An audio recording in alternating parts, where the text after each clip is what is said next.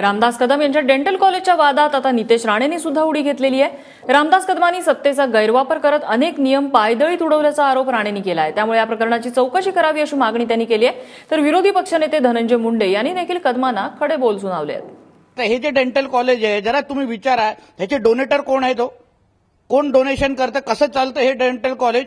मुकेश अग्रवाल नावाचा stock broker मुंबईतला तो त्या डेंटल कॉलेजला का डोनेशन करतोय?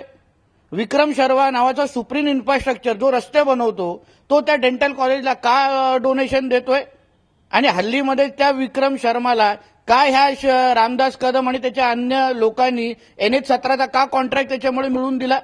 म्हणजे अशा पद्धतीचा गैरवापर करणं, अशा पद्धतीची लूटमार करणं हे असंच ह्या बोबड्या मंत्रीचं काम आहे।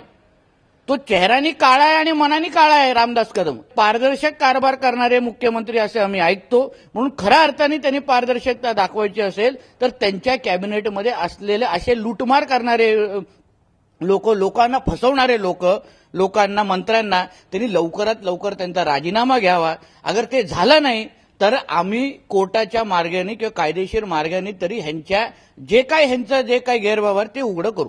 रामदास कदमांनी त्यांच्या संस्थेसाठी मंत्री म्हणून दबाव टाकून जी जमीन बळकावल्याच्या संदर्भामध्ये मी आता ऐकतोय, हे जर झालं असेल तर राज्याच्या मुख्यमंत्र्यांनी हेच का तुमचं पारदर्शक सरकार?